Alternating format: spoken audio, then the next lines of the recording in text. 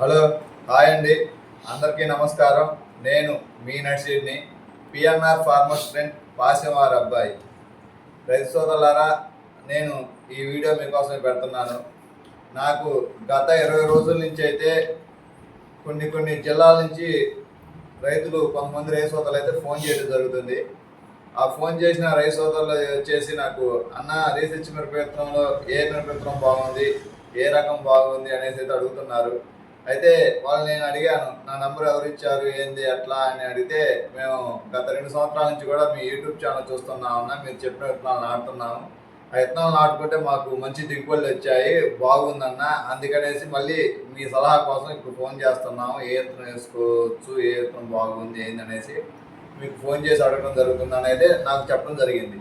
అయితే నాకు ఎక్కువగా ఫోన్ చేసిన రైతు సోదరులు నంద్యాల జిల్లా, కర్నూలు జిల్లా, జోగులాంబ గద్వాల జిల్లా, నాగర్ కర్నూలు జిల్లా, మరి వరంగల్, ఇట్లా ఈ 5 జిల్లాల నుంచి అయితే కనీసం రోజుకి 30 నుంచి 40 మంది రైతులు అయితే ఫోన్ చేస్తున్నారు. 20 రోజుల నుంచి రోజుకి 30 నుంచి 40 మంది రైతులు అయితే ఫోన్ చేయడం జరుగుతుంది.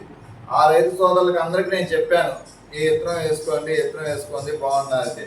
అయితే ఇట్లా అందరూ ఫోన్ చేస్తున్నారు కదా, రైతు సోదరులందరి కోసం ఒక వీడియో చేస్తే బాగుంటుంది అనే ఉద్దేశంతో అయితే ఈరోజు మీకైతే ఈ వీడియో పెట్టడం జరుగుతుంది. ఏ రీసెర్చ్ మిరప విత్తనం అంటే, రీసెర్చ్ మిరప విత్తనం అంటే నాటు మిరప విత్తనం అని మనం సింపుల్గా చెప్పుకోవాలి. అంటే ఏ మిరప విత్తనం వేసుకుంటే బాగుంటుంది, ఏ అధిక దిగుబడులు వస్తున్నాయి అనేసి అయితే ఈ వీడియోలో మీకు తెలియజేయడం జరుగుతుంది. కాబట్టి రైతు సోదరులారా, మీరు వీడియోని ఎక్కడ స్కిప్ చేయొద్దు, పూర్తిగా చూడండి. మీకు కనుక మన వీడియో నచ్చితే ఒక లైక్ చేయండి, ఏదైనా చెప్పాలంటే కామెంట్ చేయండి. మీరు ఇప్పటికీ మన ఛానల్ సబ్స్క్రైబ్ చేసుకోకపోతే ఇప్పుడే వెంటనే సబ్స్క్రైబ్ చేసుకోండి. మరి నేను చెప్పబోయే ఆ మిరపవిత్తనం ఏమిటి అని మీరైతే ఆలోచిస్తున్నారు కదా, అయితే నేను చెబుతున్నాను, వినండి. ఇటు చూడండి, రోజ్లీన్ కంపెనీ వారి సరికొత్త రీసెర్చ్ మిరప విత్తనం ఆది. ఈ రీసెర్చ్ మిరప విత్తనం ఆది ఒకసారి మీరు గమనించండి. ప్యాకెట్ ఎలా ఉంది, ఇది ఆది, రోజ్లిన్ కంపెనీ వారి రీసెర్చ్ మిరప విత్తనం ఆది. ఈ మిరప విత్తనం అయితే మిరప రకం చాలా చాలా బాగుంది, వెరైటీ అయితే నెంబర్ 1 ఉంది. మీరు ఇది వేసుకోండి, ఎందుకంటే ఇది అధిక దిగుబడులు రావడానికి బాగా అవకాశం ఉంది. ఎందుకంటే ఈ రకాన్ని నేను గింజ నాటిన దగ్గర నుంచి, అంటే ఎదబెట్టిన దగ్గర నుంచి కాయలు కోసే వరకు కూడా దీన్ని నేను అబ్జర్వేషన్ చేస్తూనే ఉన్నాను. అబ్జర్వేషన్ అంటే గమనిస్తూనే ఉన్నాను. ఈ వెరైటీ అంత బాగుంది. అయితే ఈ వెరైటీకి ఉన్న ముఖ్య లక్షణం ఏంది అంటే, చెట్టు ఎత్తు పెరగగలదు. చెట్టు దగ్గరగా 5 అడుగుల నుంచి 5.5 అడుగుల ఎత్తు పెరుగుతుంది. కింద నుంచి పైదాకా కాపు కాయగలదు. అంటే కింద నుంచి పైదాకా అంటే 3 తంతెలు కాపు కాయగలదు. కింద తంత ఏ సైజు అయితే కాయ ఉందో, పై తంత అంటే 3వ తంత కూడా అదే సైజులో కాయ ఉంది. ఇంకోటి ఏంటంటే, తెగుళ్ళు కానీ ముడత కానీ ఇవి అయితే చాలా చాలా తక్కువగా అయితే ఉన్నాయి. ఇంకొకటి ఏంటంటే, కాయ రంగైనా లావైనా పొడవైనా చాలా చాలా రైతులకి అనుకూలంగా చాలా బాగుంది. ఇంకొక విషయం ఏంటంటే, ఈ ఆదికి బలమైన వేరు వ్యవస్థ ఉండటం వల్ల నీటి ఎద్దడిని, అంటే మనకి 2-3 రోజులు నీళ్లు ఆలస్యమైనా కానీ తట్టుకోగలుగుతుంది. అలాగే విపరీతమైన వర్షాలు కురిసినా 3-4 రోజుల వరకు సమర్థవంతంగా తట్టుకోగలదు. ఎందుకంటే ఈ ఆది మిరప విత్తనానికి బలమైన వేరు వ్యవస్థ ఉండటం వల్ల ఇదొక రైతులకి వరంగా అయితే మనం చెప్పుకోవచ్చు. ఇంకోటి ఏంటంటే, చాలా మంది రైతు సోదరులు కూలీలు ఎక్కువ పడుతున్నారు, కూలీలు దెబ్బకు మేము తట్టుకోలేకపోతున్నాం అనేసి అయితే చాలా మంది రైతు సోదరులు మనం చెబుతుంటే వినడం జరుగుతుంది. అయితే ఈ మిరప విత్తనానికి ఆ ఇబ్బంది కూడా ఉండదు. ఎందుకంటే కాయలు పొడవుగా లావుగా ఉండటం వల్ల కోత కూలీలు ఎక్కువ పట్టరు, తక్కువ మందితో అయిపోతుంది. ఎందుకంటే కోత బాగా సాగుతుంది. కాయ లావుగా పొడవుగా ఉన్నప్పుడు ఏంటంటే, కోత బాగా సాగినప్పుడు కూలోళ్ళ ఇబ్బంది కూడా లేకుండా ఉంటుంది. ఈ కూలోళ్ళ ఇబ్బంది లేకుండా ఉంటుంది. దాని తర్వాత ఇంకొక విషయం ఏంటంటే, తాలుగాయ శాతం కూడా చాలా చాలా తక్కువ. కొంతమంది అయితే, మేము కోసాము మిరపకాయలు, సగం తాలుగాయలు అయినాయి, సగం పండుగాయలు అయినాయి. కొన్ని రకాలైతే పండుగాయల కంటే కూడా ఈ తాలుగాయలే ఎక్కువ ఉన్నాయి. కాబట్టి కాయల్లో పండుగలు ఎదుర్కోవాల్సి వస్తున్నారు అనేసి అయితే చెప్పడం జరిగింది. అయితే దీనికి తాలుగాయ శాతం కూడా చాలా చాలా తక్కువ ఈ ఆది మిరప విత్తనానికి కూడా. ఇంకోటి ఏంటంటే ఈ ఆది మిరప విత్తనం వేసుకున్న రైతు సోదరులు కూడా చాలా మంది కూడా దిగుబడులు బాగా వచ్చాయనేసి అయితే చెప్పడం జరుగుతుంది. ఎందుకు అంటే మేము విచారించినప్పుడు ఏంది పరిస్థితి ఎలా ఉంది ఎట్లా ఉంది ఏంది అంటే కొన్ని రకాలు 20 నుంచి 25 క్వింటాలు వచ్చినాయి, కొన్ని రకాలు 25 నుంచి 26, 27 దాకా వచ్చినాయి.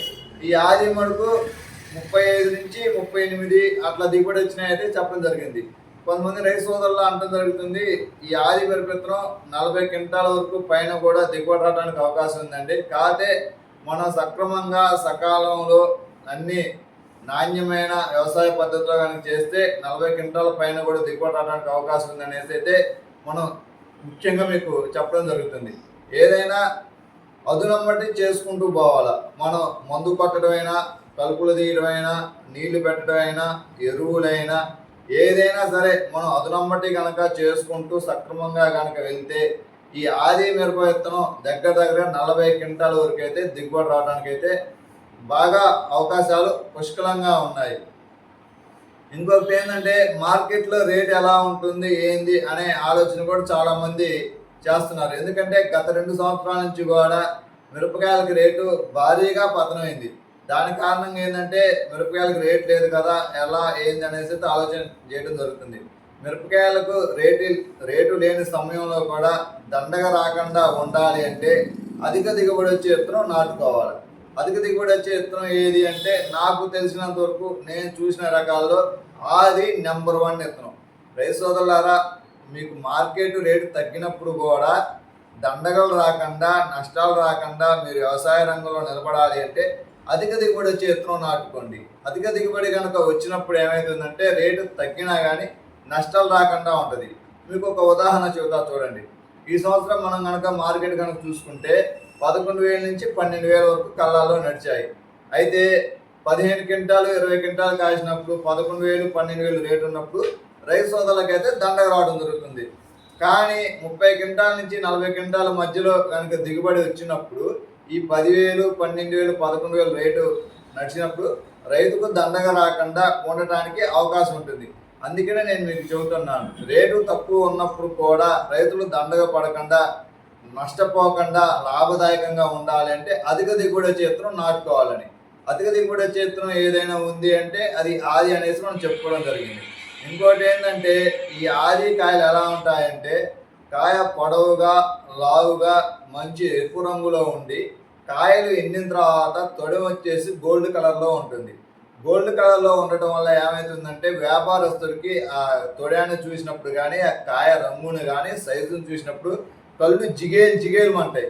కళ్ళు జిగేలు అన్నప్పుడు మార్కెట్ మీద 300-400 రేటు పెట్టి కొనడానికి అవకాశం అయితే ఉంటుంది. కాబట్టి రైతు సోదరులారా చూశారు కదా, ఈ ఆది మిరప విత్తనం వేసుకోవడం వల్ల ఎన్ని రకాల ఉపయోగాలు ఎన్ని రకాల లాభాలు ఉన్నాయో. కాబట్టి మీరు రీసెర్చ్ మిరప విత్తనం వేయదలుచుకుంటే రైతు సోదరులారా నా సలహా నా సూచన, ఎందుకంటే నేను చూసిన వాటిల్లో నాకు నచ్చిన మిరప విత్తనాల్లో నాకు బాగా తెలిసిన రకాల్లో నేను చూసి అనుభవించి మీకు చెబుతున్న రకం ఏదైనా ఉంది అంటే ఆది మిరప విత్తనం. కాబట్టి మీకు నాణ్యమైన నమ్మకమైన అధిక దిగుబడి వచ్చే రీసెర్చ్ మిరప విత్తనం నాటుకోవాలి అనుకుంటే రోజిన్ కంపెనీ వారి ఆది మిరప విత్తనం నాటుకొని అధిక దిగుబడులు సాధించండి. మీకు లాభదాయకంగా ఉండటానికైతే అవకాశం ఉంటుంది.